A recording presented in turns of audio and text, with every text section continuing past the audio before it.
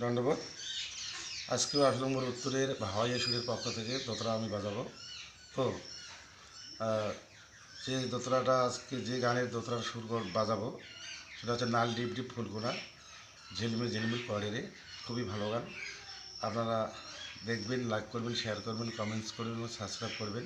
গত পরশু দিন আমি একটা ভিডিওতে যে বাজনাটা দিয়েছিলাম, তো অনেক দাদাকে রিকোয়েস্ট করেছি যে কোন সুরে গানটা বাজালাম, গানটা আমাকে জানিয়ে দেবেন। দেখে কোনো দাদাও কমেন্ট করেনি।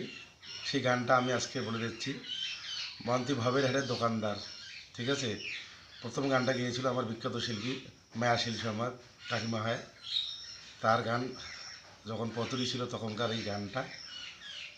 আবার বলছি যে মন্তি ভবের হাটের দোকানদার, ঠিক আছে। খারাপ লাগলো, আমাদের উত্তরবঙ্গে অনেক বিখ্যাত শিল্পী আছে, কিন্তু কেন যে গানটা জানে না, দেখ সেটা ভগবান জানে। ঠিক আছে, শুরু করি।